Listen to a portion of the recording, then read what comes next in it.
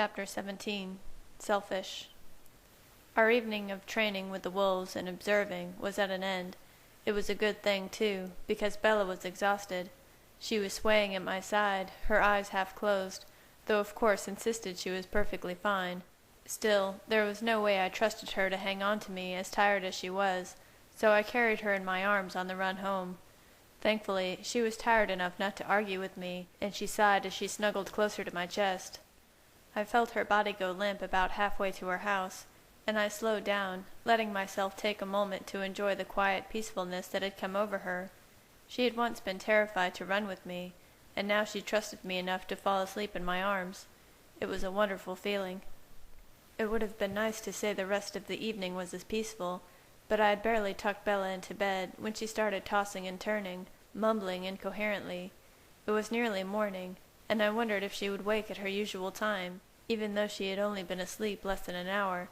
I knew Bella enjoyed waking up early, especially when we had the whole day to spend together, but there was no way I was going to wake her after the night she had had. She deserved a day of rest after. There were a few moments when I was sure she was waking up. Her eyes even started to flutter open several times, but she always squinted at the light coming in through her window, groaned, and fell back asleep. I was perfectly all right with her taking the day off from the world, so I rubbed her back and ran my fingers through her hair until she slipped back into a deep sleep. It wasn't long before she was sleep-talking more clearly, her head resting on my shoulder. "Don't go. Too dangerous," she muttered, her hand gripping at my shirt. I smiled, tracing my fingers up and down her arm. When I stopped at her wrist, I felt the bracelet that I hadn't really had time to examine earlier. I had seen it at the party and assumed it was a graduation gift from one of her friends. It wasn't till I looked closer that I noticed the charm on it. A wolf, of course. It was tiny and obviously hand-carved, innocent at first glance, but the more I stared at it, the more it bothered me. It wasn't simply that Jacob had given her a gift, but rather the fact that she had both accepted it and was already wearing it.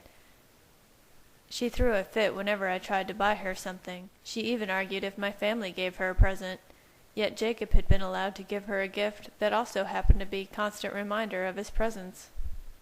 "Ridiculous double standards," I muttered, then fell silent again as Bella stirred. I berated myself for having disturbed her with yet another bout of my poorly controlled jealousy.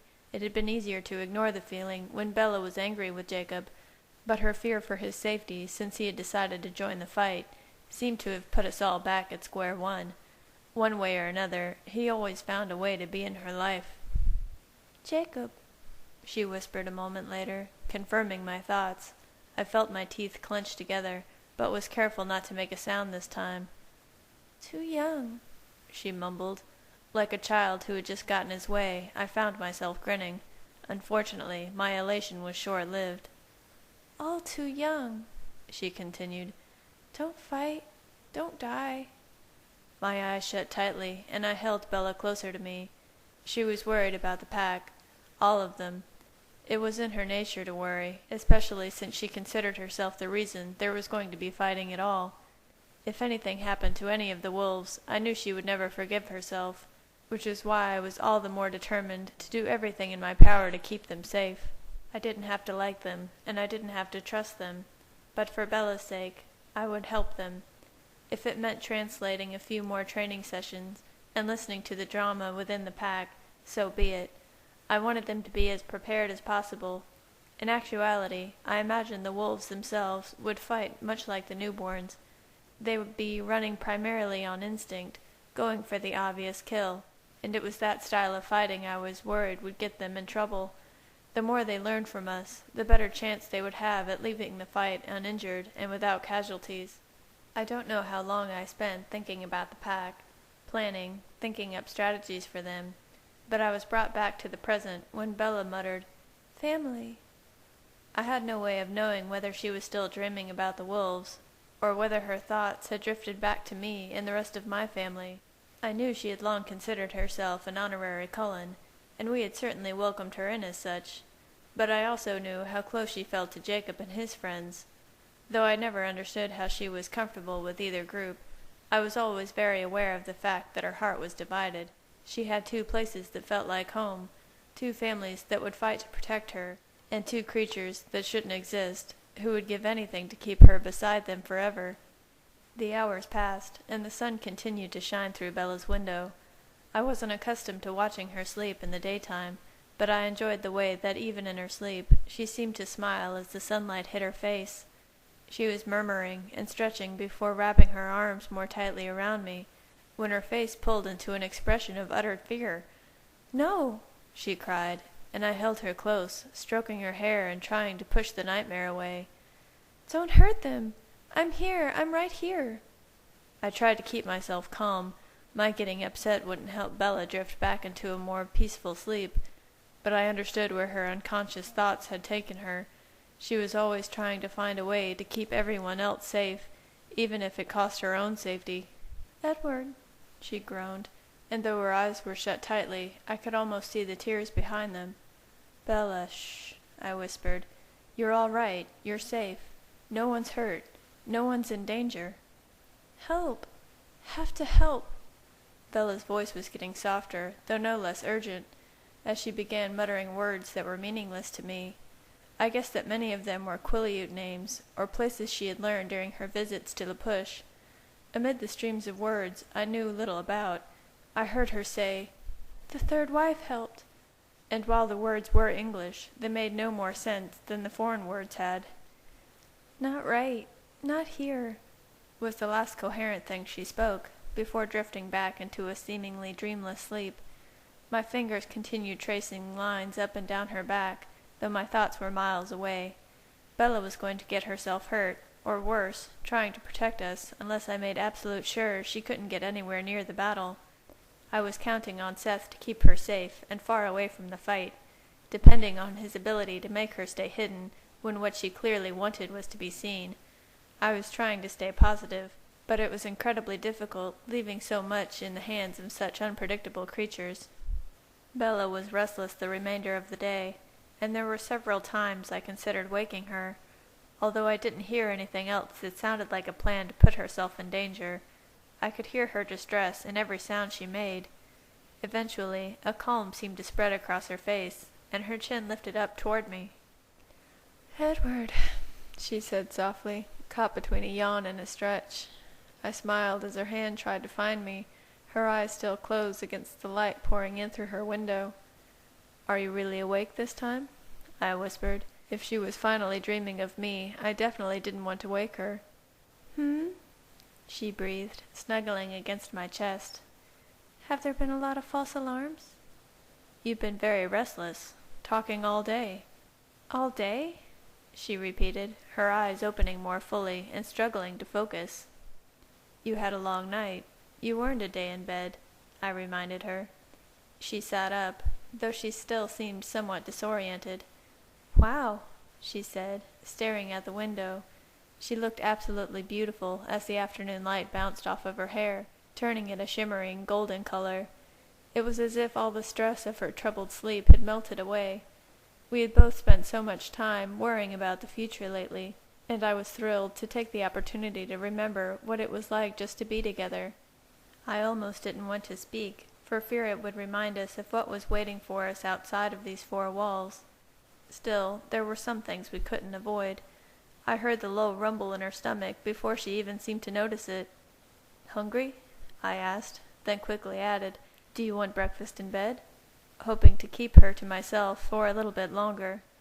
"I'll get it," she sighed. "I need to get up and move around." She nearly stumbled just stepping out of bed, so I held on a little more tightly than usual as we walked hand in hand down the stairs to the kitchen. As soon as the food was in sight, her stomach growled again, and I laughed to myself as she squeezed my hand before letting it go. I sat down in my usual chair, and Bella glanced at me for a split second, then grabbed her box of Pop-Tarts. I watched her eat so many times, yet she always seemed a bit nervous, like eating in front of me would offend me or bother me in some way.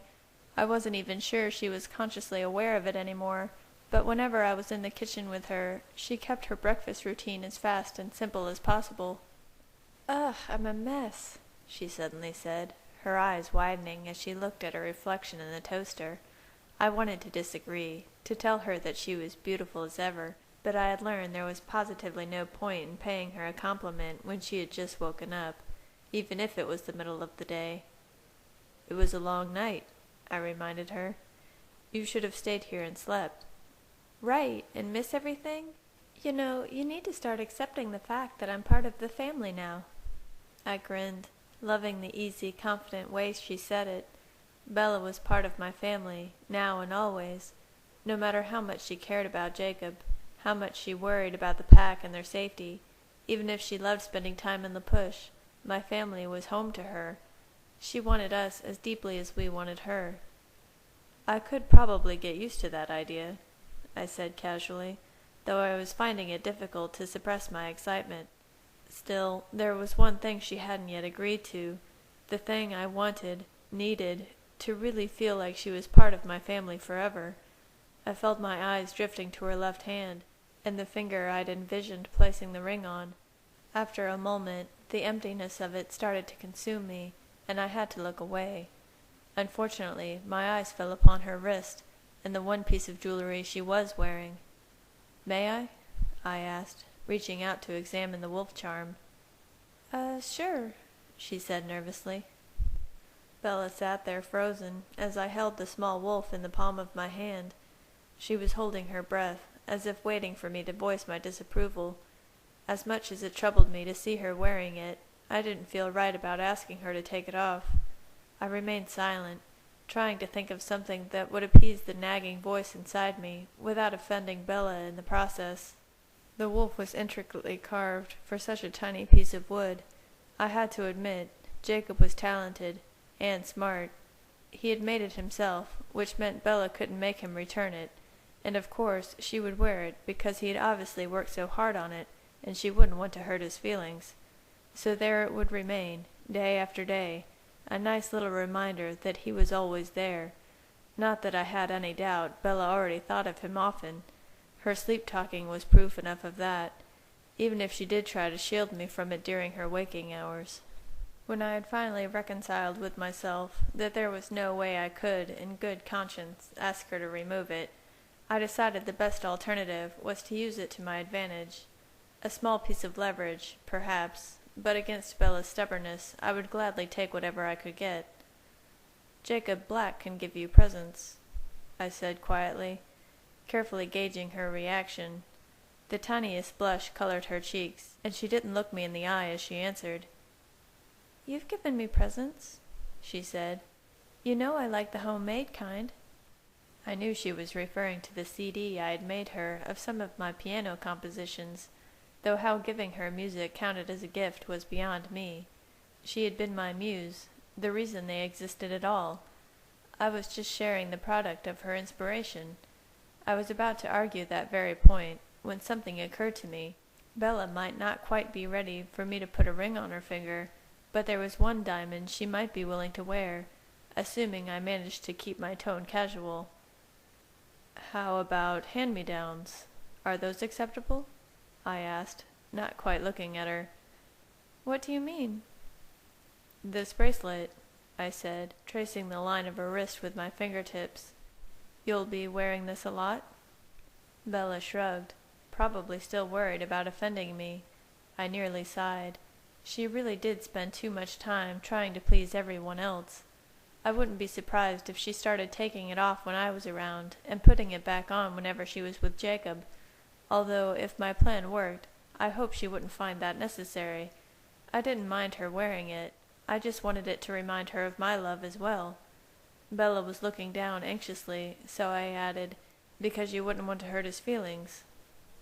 "Sure, I guess so." I stared at her hand, already imagining her wearing my mother's diamond.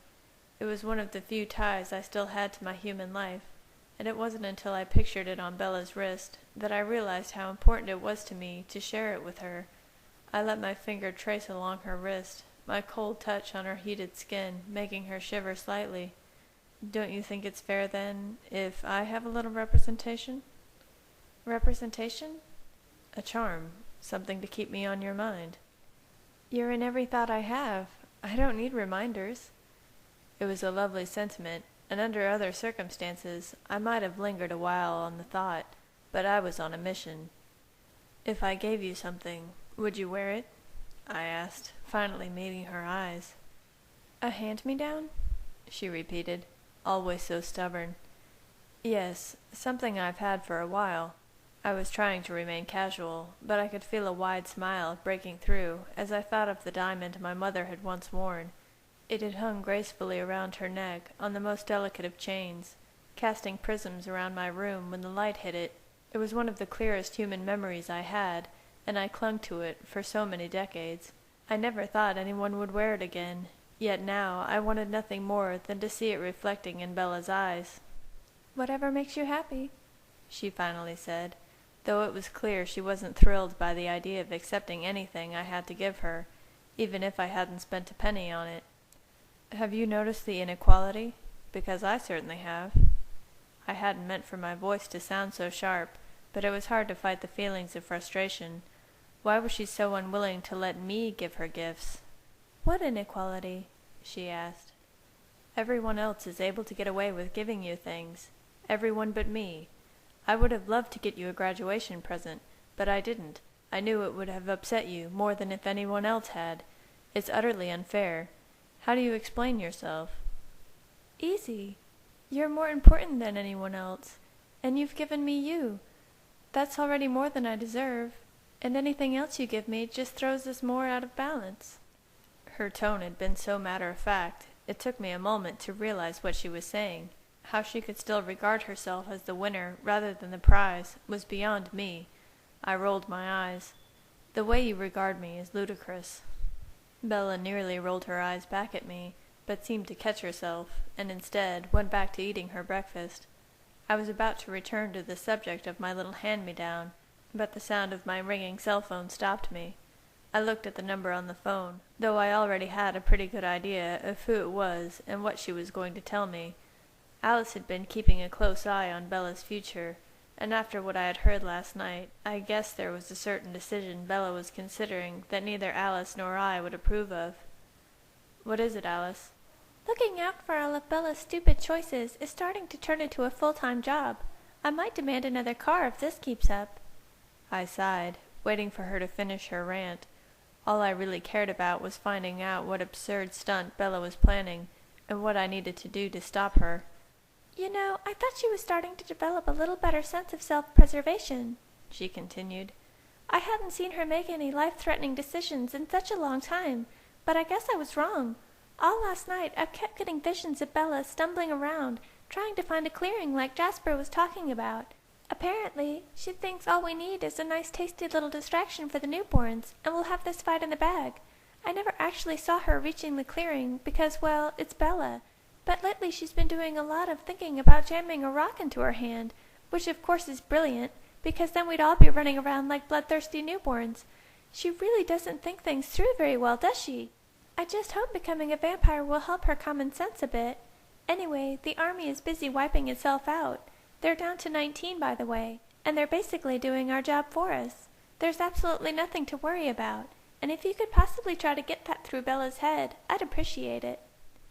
I sighed again, a little more loudly this time, trying to rein Alice in. I raised an eyebrow at Bella, who was fidgeting nervously, and turning a deeper shade of red by the second. "Okay," Alice finally breathed, apparently nearing the end of her speech. "I just thought I should let you know that Bella is being completely senseless about the whole situation." "I sort of guessed as much," I told her, my eyes locked with Bella's. She was talking in her sleep. Bella's eyes widened. She looked like she was caught in a lie. "I trust you will take care of this," Alice said firmly. "And while you're at it, you can go ahead and tell Bella that her sister says if she does anything to jeopardize her future—" "I'll take care of it," I said, cutting her off before she broke the phone. If I hadn't been so upset, I might have smiled at Alice's sister title, but it was difficult to think of anything besides why Bella was chewing on her lip and avoiding my gaze. "Is there something you'd like to talk to me about?" I watched as 1,000 expressions seemed to tug at her face, her eyes worried, sorrowful, then finally resolute. "I like Jasper's idea," she admitted, and I bit back all the things I wanted to say but knew wouldn't be helpful. My only option was to rationalize with her. make her understand why it would be completely counterproductive to have her anywhere near the fight. "I want to help," she pleaded. "I have to do something." "It wouldn't help to have you in danger." "Jasper thinks it would. This is his area of expertise." I glared at her, because she was not going to use Jasper's military tactics to justify a suicide mission. "You can't keep me away," she said, her chin lifting slightly, defiantly. "I'm not going to hide out in the forest while you all take risks for me." I was still upset by the thought of Bella willfully putting herself in danger, but I suddenly saw the image of Bella's attempt to find us. She was wandering aimlessly through the forest, grumbling to herself about not having a better sense of direction, and tripping over loose branches along the way. "Alice doesn't see you in the clearing, Bella," I explained. "She sees you stumbling around, lost in the woods. You won't be able to find us. You'll just make it more time-consuming for me to find you afterward." I'd expected it to upset her, but when she answered, instead of petulance, I only heard confidence. "That's because Alice didn't factor in Seth Clearwater. If she had, of course, she wouldn't have been able to see anything at all. But it sounds like Seth wants to be there as much as I do. It shouldn't be too hard to persuade him to show me the way." Why did I have to be in love with the most aggravating woman on the face of the earth? We were arguing over whether or not she should be allowed to offer herself up to a bunch of ravenous vampires. This shouldn't even be a conversation. That might have worked, if you hadn't told me. Now I'll just ask Sam to give Seth certain orders. As much as he might want to, Seth won't be able to ignore that kind of injunction. She didn't miss a beat. "But why would Sam give those orders? If I tell him how it would help for me to be there, I'll bet Sam would rather do me a favor than you." I fought back a snarl. Yes, I'm sure the wolves would be all too willing to let Bella help, if it allowed them to rack up the vampire death count more quickly. All the wolves except one, that is. And though he wasn't exactly stepping up to his position, I knew Jacob had every right to make such a command. "Maybe you're right," I admitted.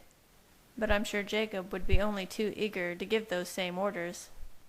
Confusion flickered across Bella's face. "Jacob?" Considering his natural arrogance, it had never occurred to me that he'd kept his birthright, and all that entailed, a secret. Even if he wasn't leading the pack as their alpha, what point was there in hiding who he was from Bella? "Jacob is second in command. Did he never tell you that? His orders have to be followed too."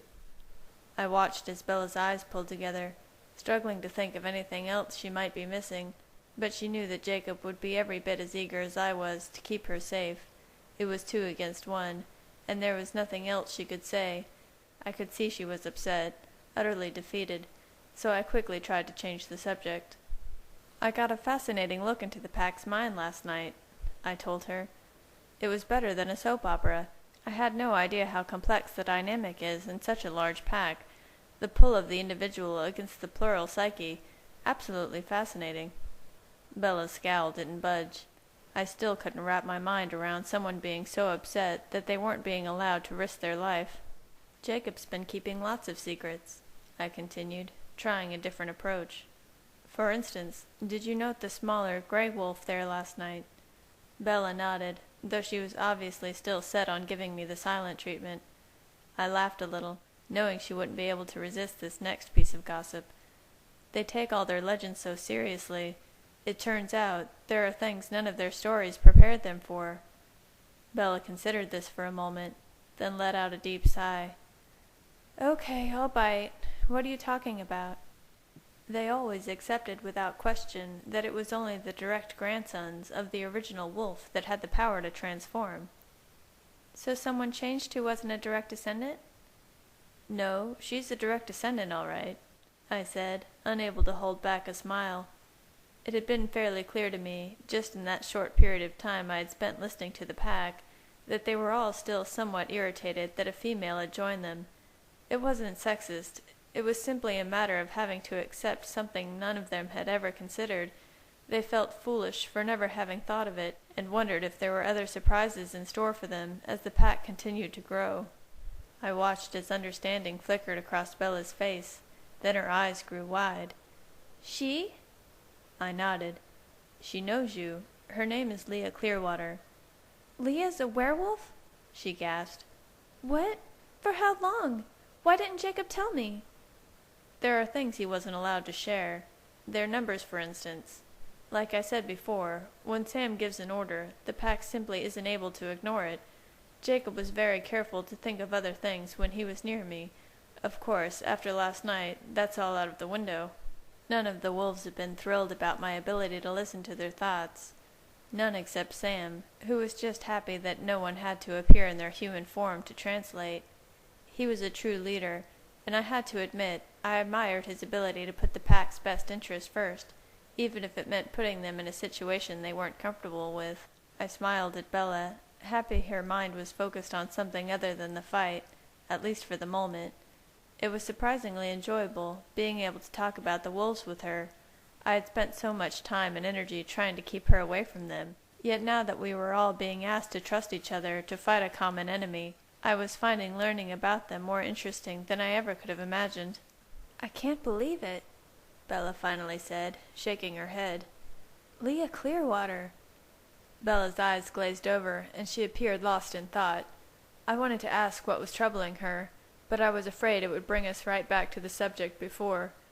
After several moments, however, she breathed, "Poor Leah." I wasn't surprised that Bella knew something of Leah's story, and how losing Sam had devastated her. While I did commiserate with her to an extent, it was difficult to feel sorry for Leah, after hearing how antagonistic she was with the rest of the pack. A broken heart didn't justify making everyone else miserable. It was the reason I had fled the company of my family after leaving Bella. It didn't feel right to make them suffer simply because I was suffering. "She's making life exceedingly unpleasant for the rest of them," I told Bella. "I'm not sure she deserves your sympathy." "What do you mean?" "It's hard enough for them, having to share all their thoughts. Most of them try to cooperate, make it easier. When even one member is deliberately malicious, it's painful for everyone." "She has reason enough," Bella argued quietly, and it occurred to me, by the blush that suddenly colored her cheeks, that she was probably wondering if she was sharing classified information. "Oh, I know," I told her. She needed to understand that the wolves really weren't able to keep secrets any longer, not with them opening their minds to me all at the same time. Even if they tried to hide something, inevitably one of them would let it slip. I heard more than they'd ever wanted to share, more than I ever could have possibly imagined. I knew, even without Leah thinking directly about it, the way she had been torn apart by Sam's imprint with Emily. Even in the way she looked at him, or rather didn't look at him, it was easy to see the pain that would never go away. It would have been easy to be angry with Sam, to hate him for having hurt someone he supposedly loved, but I had also seen the world through his eyes, and his eyes saw nothing but Emily. Even when he was with the pack, even when he had been training with my family, a part of his mind was always on Emily. She was like an ever-present echo in his mind, whispering reminders that even when they weren't at each other's side, they were together. It had been almost painful at times, reminding me so much of how I loved Bella, and how nothing had silenced the longing for her when we had been apart. Sam and Emily's love was unstoppable, inevitable, like fate had designed them specifically for each other. The imprinting compulsion is one of the strangest things I've ever witnessed in my life, and I've seen some strange things, I explained to Bella. The way Sam is tied to his Emily is impossible to describe. Or should I say, her Sam. Sam really had no choice. It reminds me of a Midsummer's Night Dream, with all the chaos caused by the fairies' love spells. Like magic. Shakespeare had written of the madness that love can cause. I had witnessed the devastation it had brought on the pack, who wanted nothing more than a unified mind. I had felt the kind of pain that only loss of one's true love can bring. Love could be the most destructive force in existence, yet all of us, whether human, vampire, or werewolf, clung to it violently.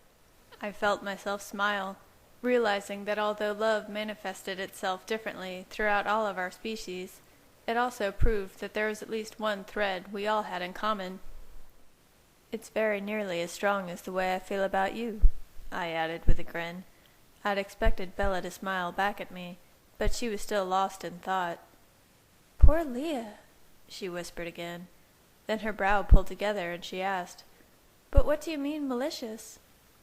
"She's constantly bringing things up they'd rather not think about. For example, Embry." "What's with Embry?" Ridiculously, I felt a twinge of excitement, like we were two children sharing secrets. It wasn't something I was accustomed to experiencing, or particularly proud of, but I was having fun. His mother moved down from the Macaw Reservation 17 years ago, when she was pregnant with him. She's not Quileute. Everyone assumed she'd left his father behind with the Macaws, but then he joined the pack. So?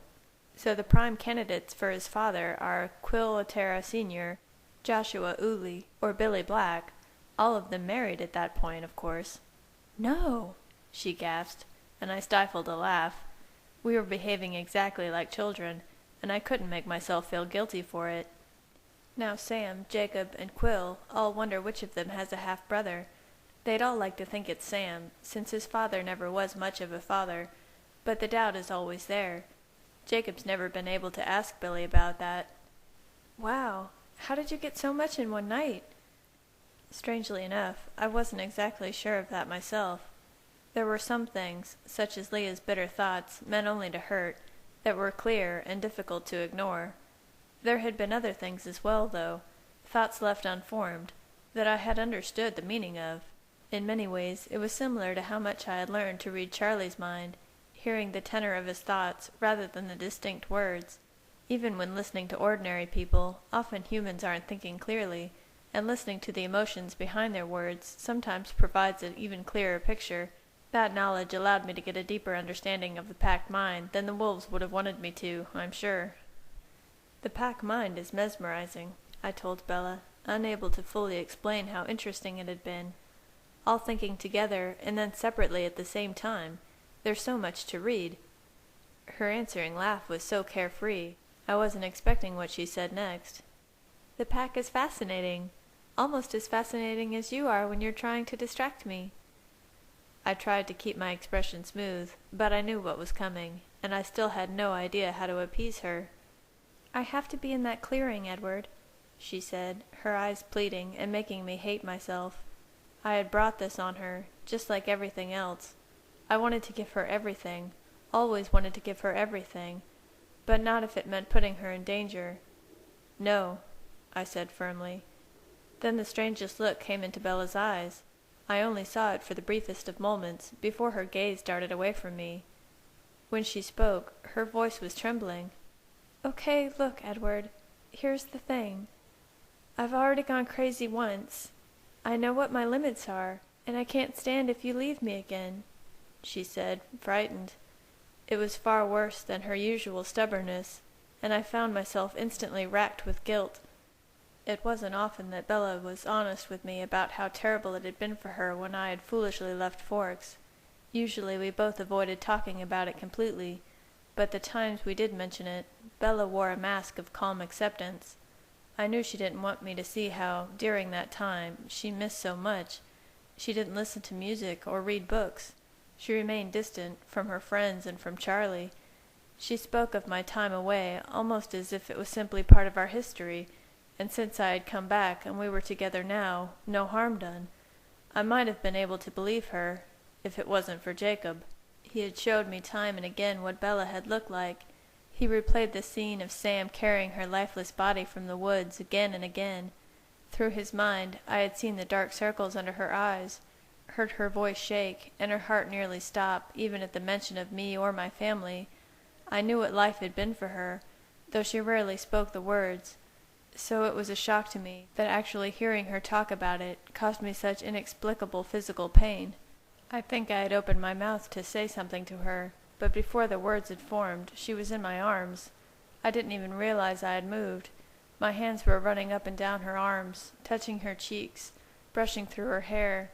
I had to make her understand that this was different, that I was coming back. There was nothing in the universe strong enough to take me away from her again. Not after what I had done. Not after having promised her forever. "You know it's not like that, Bella," I pleaded. "I won't be far. It will be over quickly." "I can't stand it," she repeated, her voice strained and miserable. "Not knowing whether you'll come back.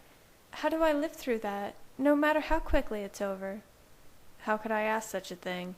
The only reason I was willing to let her out of my sight was because I knew she was going to be safe. All I could think to do was try to make that same promise to her regarding my safety, though I doubted anything I could say would make her believe. "It's going to be easy, Bella. There's no reason for your fears." "None at all?" she asked, her eyes still not meeting mine. "None." "And everyone will be fine?" "Everyone," I assured her.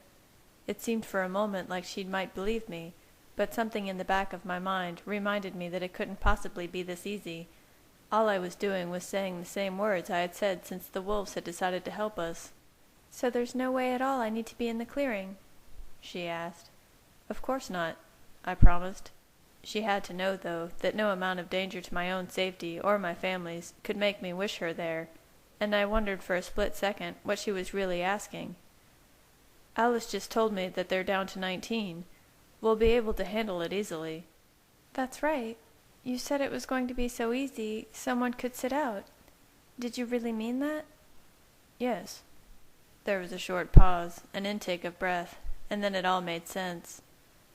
"So easy that you could sit out?" She still wasn't looking at me, but at least now I understood why. On one hand, it was a terrible thing she was asking of me, and I had no doubt that she knew it. No matter how easy the fight might or might not be, it was in our best interest to keep the numbers on our side. For a moment, I pictured Carlyle on the sidelines, keeping himself away from the bloodshed because he couldn't bear to take a life, not even the life of a bloodthirsty vampire bent on our destruction.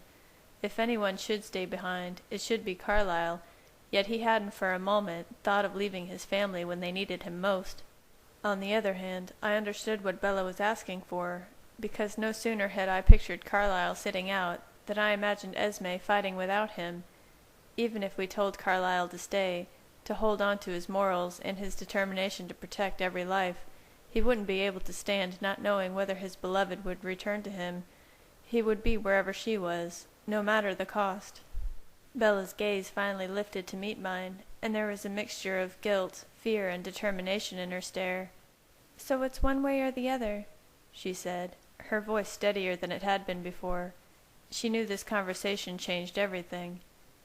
"Either there's more danger than you want me to know about, in which case it would be right for me to be there, to do what I can to help, or it's going to be so easy that they'll get by without you. Which way is it?" I watched her closely, wondering how well she had thought this through. Obviously, she was letting her fear get the best of her, fear of losing me, fear of feeling that emptiness again. But had she considered any other type of loss? She loved my family. Alice was like a sister, Carlyle and Esme like loving parents. Now with the wolves involved as well, there were in essence two sets of family and friends in danger. Was she really willing to put my safety above all of theirs? "You ask me to let them fight without my help?" I asked, saying the words softly, carefully. "Yes." I was startled by how sure she sounded. "Or let me be there. Either way, so long as we're together." In her mind, it was as simple as that. All she needed was for us to be together. There was no regard for her own safety. She would gladly risk her life to help save us all, but if I wouldn't allow it, then she was at least going to guarantee mine. I took her face in my hands, felt her warm cheeks under my touch, and stared into the eyes of the woman I loved. It was agonizing as I realized yet again that I had never and would never deserve her absolute and unyielding love for me. I wasn't angry with her. I could never be angry for her needing me. I needed her just as completely as she needed me. Even though she had been so quick to answer my question, I could tell by the look in her eyes she felt nothing but guilt over having asked me to leave my family behind. I wondered for a moment if they would understand when I asked them to fight without me, whether they would hold it against Bella. Instantly I felt a stab of pain as I realized the answer. No, they wouldn't hold it against her, not unless someone didn't survive the fight. I tried to keep my face smooth and relaxed, to not betray anything to Bella that would cause her to feel more guilt, but the thought of any one of my family members losing their mate contorted my expression. I tried to hide the agony I felt, but I could picture far too clearly what it would do to any one of them if someone were lost. They would never forgive me, or Bella, if a life was lost that might have been saved had I been there to help defend them. My family would never be the same. I would never be the same. I forced the dark thoughts out of my mind, and decided the only thing I could do was speak to my family, specifically Jasper. I might be able to understand what Bella was asking, but thinking about the possible consequences for everyone else had made me realize this wasn't a decision I could make alone. While I could ask each of them individually, the easiest way to know whether or not they were really okay with me sitting out would be to discuss it with Jasper. They could lie to me. They could even try to lie with their thoughts, but there was no way for them to lie with their emotions. Jasper would know if, after having suggested I stay behind, the mood changes, if doubt started to creep in, nervousness, hesitation. Bella still hadn't moved, and I wonder what she read in my expression. I sighed, not exactly looking forward to the conversation I was about to have with my family, then reached for the phone.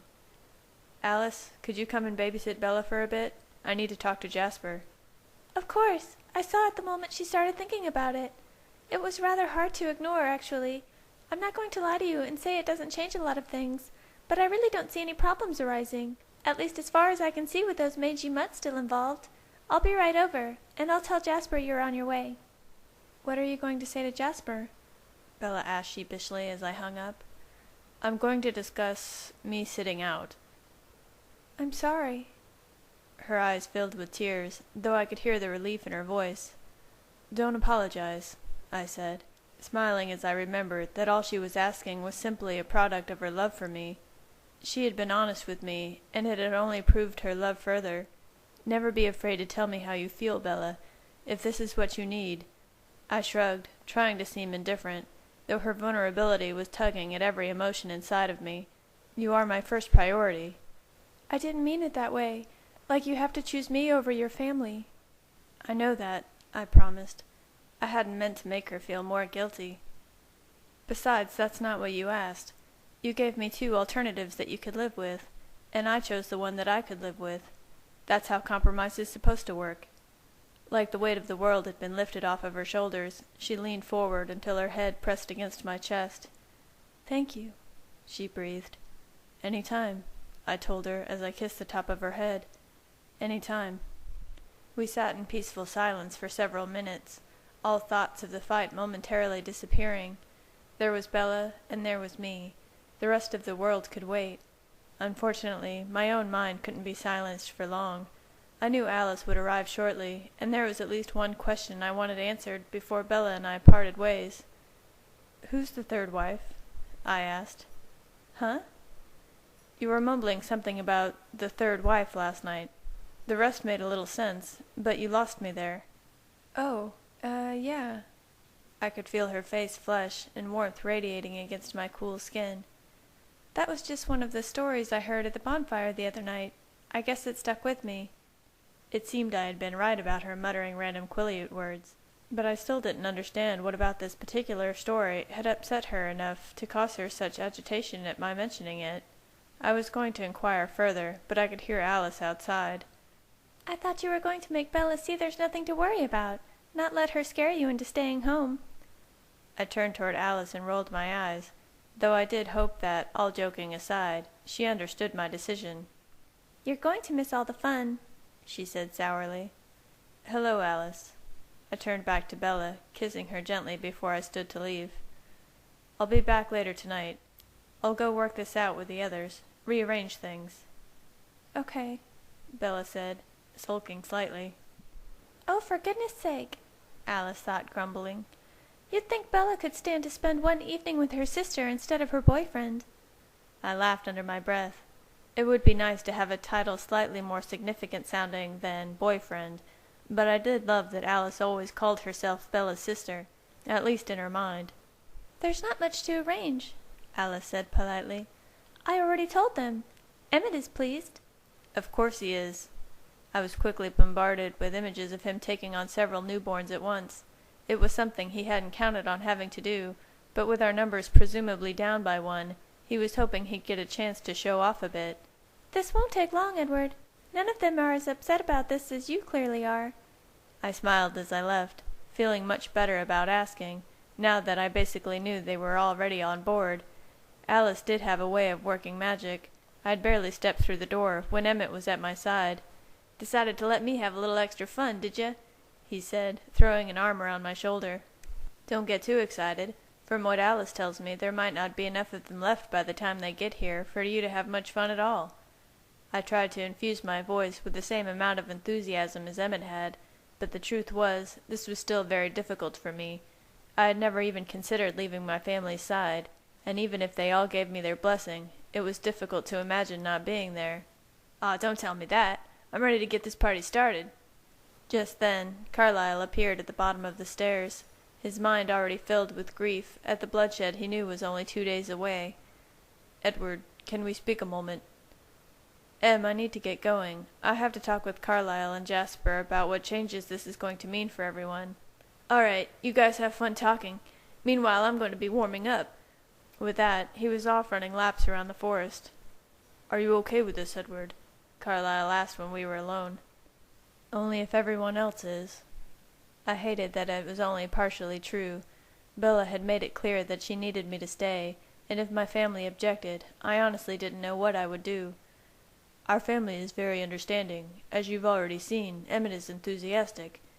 It was obvious he was holding back the disgust in his voice. "Rosalie is, well, Rosalie. I assume you don't particularly care what her opinion is, though I'm sure you'll hear plenty about it. Jasper doesn't believe we have anything to worry about. Numbers aren't as important as tactics, was how he put it. Alice thinks Bella is being ridiculous, but she also doesn't want her to find her way into the clearing during the fight, so she'd rather you'd stay with her to ensure she doesn't do something foolish." "And what about you?" "I wish I could remain here with you, but my family's needs come first."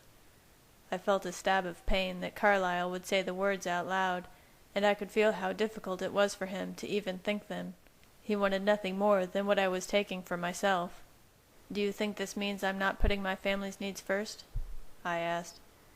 "You are putting Bella's needs first, and she is your family. Please remember that.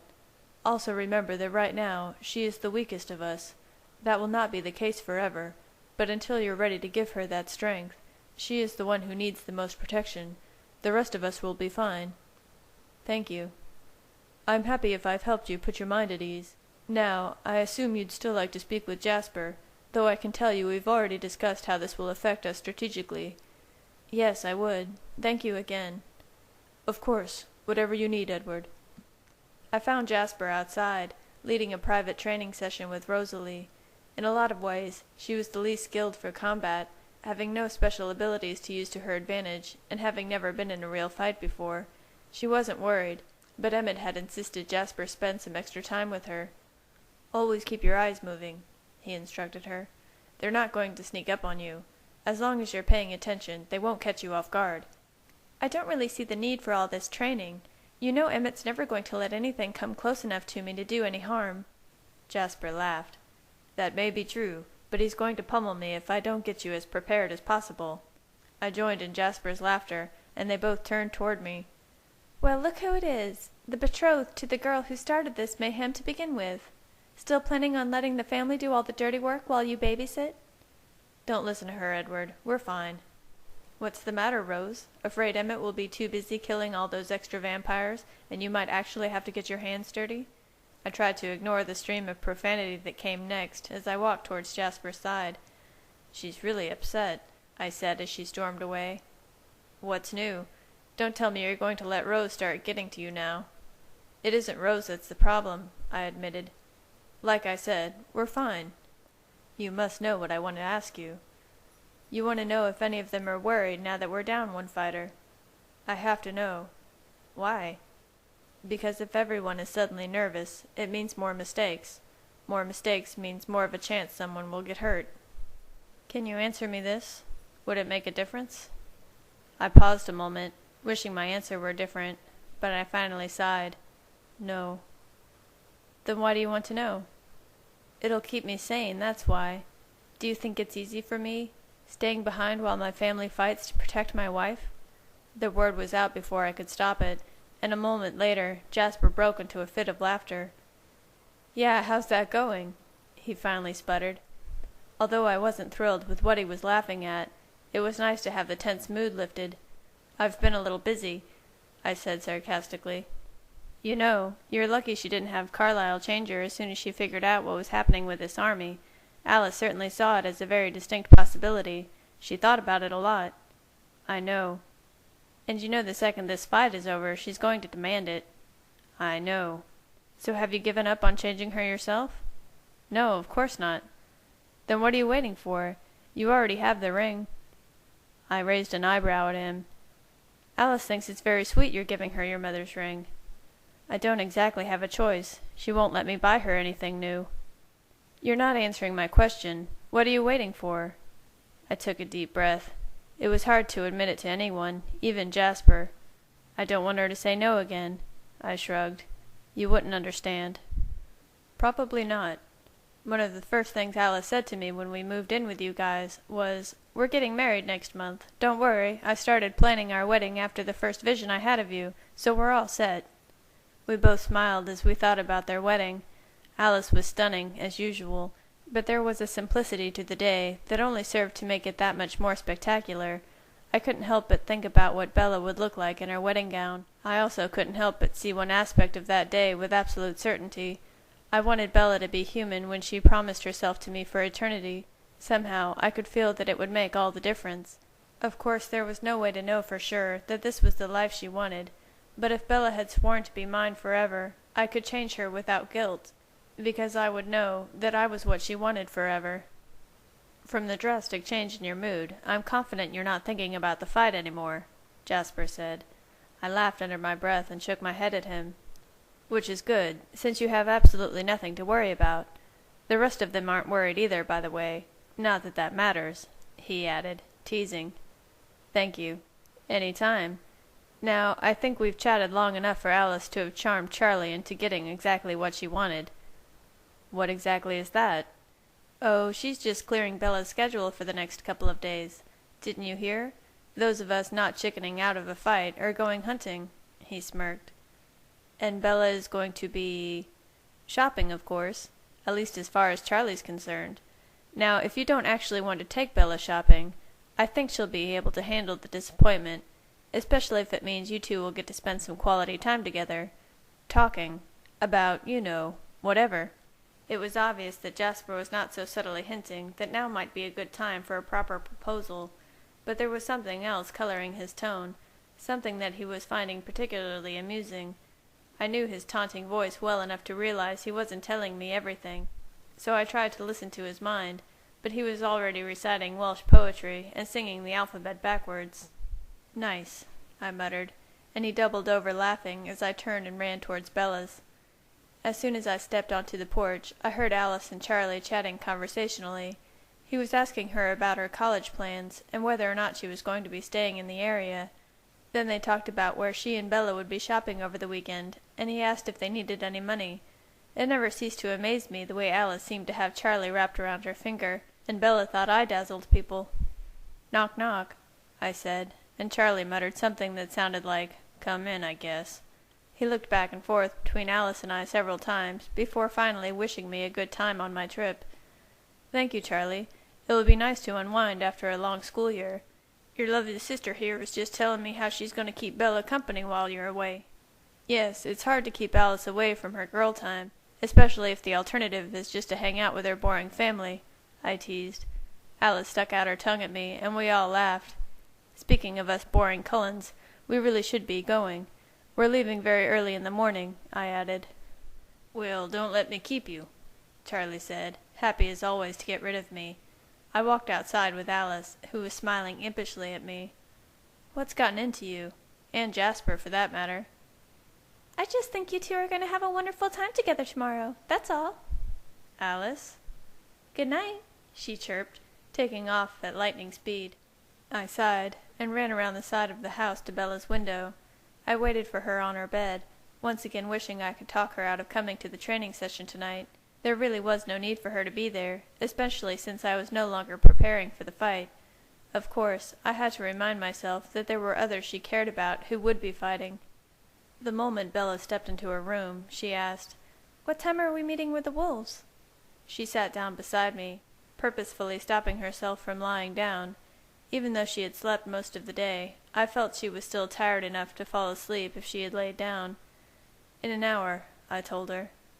That's good. Jake and his friends need to get some sleep. They don't need as much as you do. "Did Alice tell you that she's kidnapping me?" she asked, ignoring the implication that she should stay and rest. I couldn't hold back my smile. Alice had been so good, she had even fooled Bella. "Actually, she's not," I said, grinning. She stared at me, confused, and I had to laugh at her blank expression. "I'm the only one who has permission to hold you hostage, remember? Alice is going hunting with the rest of them. I guess I don't need to do that now." "You're kidnapping me?" she asked, and I nodded. I'd expected some enthusiasm, hoped she would be excited about finally getting to spend some time together, stress-free and alone. "Is that all right?" I asked when she didn't respond. "Well, sure, except for one thing." "What thing?" I asked nervously. Had I been presumptuous, assuming she wanted to spend a night alone in my house? Perhaps it made her feel more comfortable having Charlie in the next room all these nights. Maybe the idea of being truly alone actually frightened her, though I thought I had made it clear long ago that her blood no longer tempted me beyond what I could control. I was about to ask if she'd rather stay home, when she grinned at me. "Why didn't Alice tell Charlie we were leaving tonight?" I smiled and pulled her close to me, wrapping my arms tightly around her and kissing the back of her neck. She shivered, giggling as my cool breath tickled her. We stayed like that for nearly an hour, laughing softly, and me showering her with my frozen kisses. Everything about her was more relaxed now that she knew I was going to be safe. It almost made me forget about the fight altogether. But as the moon shone brightly through her window, Bella muttered, "Don't we have to get going?" I sighed, selfishly wishing we could stay like this all night. A moment later, though, my responsibilities kicked back in. Even though I wasn't training anymore, the wolves still needed me to translate. I swiftly pulled Bella onto my back, happy that even the way she held on to me as we ran felt more carefree. When we reached the clearing, I could tell that Jasper hadn't been exaggerating. I could hear nothing but confidence from my family. Bella took in the scene in front of her, the easy way my family was talking and practicing. It didn't take long for her to realize that there were significantly fewer eyes watching tonight's training session. "Where are the rest of the wolves?" she asked. "They don't all need to be here. One would do the job, but Sam didn't trust us enough to just let Jacob come, though Jacob was willing. Quill and Embry are his usual, well, I guess you could call them wingmen." "Jacob trusts you?" It wasn't a question. She knew it was true, and I could tell it made her happy. She was always trying to get the two of us to get along, as if there were some magic key to us all being able to coexist, though we both loved her, and only one of us was fortunate enough to have her. "He trusts us not to kill him," I told her. "That's about it, though."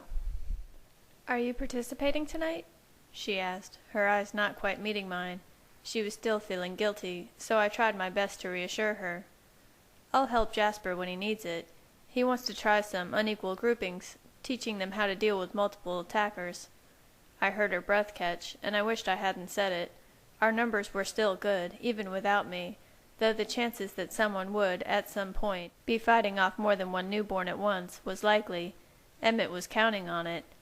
A moment later, Jacob spotted us, and he wasted no time bounding to Bella's side, like a puppy, a ridiculous, extraordinarily large and rancid-smelling puppy. "Jacob," I said, my voice pleasant. "Sure, ignore me." Jacob appraised Bella's expression, then tilted his head to one side and questioned. "What's wrong, beautiful?" he thought, and it bothered me more than it probably should have, that he wasn't even thinking about me standing beside him, listening. "I'm fine," Bella said. "Just worried, you know." "That's really stupid. What's there to be worried about?" I rolled my eyes. "He wants to know why," I told Bella.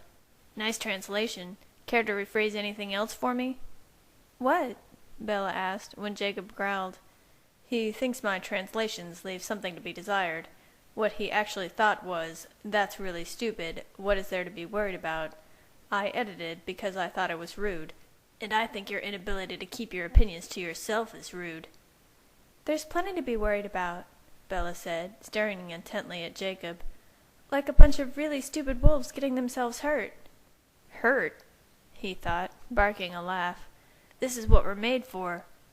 "Hey, Edward," I heard Jasper calling me from across the field. "If you're finished playing with the dog, I could really use a hand over here. I want you and Emmett to come at me from opposite sides, so I can show everyone what to do. or more importantly, what not to do. Jasper wants help, I said directly to Bella, ignoring Jacob as much as possible. You'll be okay without a translator? I'll manage. Yeah, bloodsucker, she'll do just fine. In fact, I think she understands me better when you're not adding your special commentary. Bella was staring at Jacob, her eyes worried, though not as worried as she had been looking at me the previous night. At least that's what I was trying to convince myself of as I left the two of them there. I was trying not to watch them, attempting to give all of my attention to Jasper, but after the third time I was pinned to the ground, I heard Rose mutter, "Good thing he's sitting out tomorrow." I shut my eyes, and left the rest of my family to train without me. I still wasn't sure that they were better off without me, but the choice had already been made, and at the moment, the only thing on my mind was getting Bella away from Jacob, and focusing on our upcoming night together, alone, in my room, with my mother's ring tucked carefully away in my bedside table.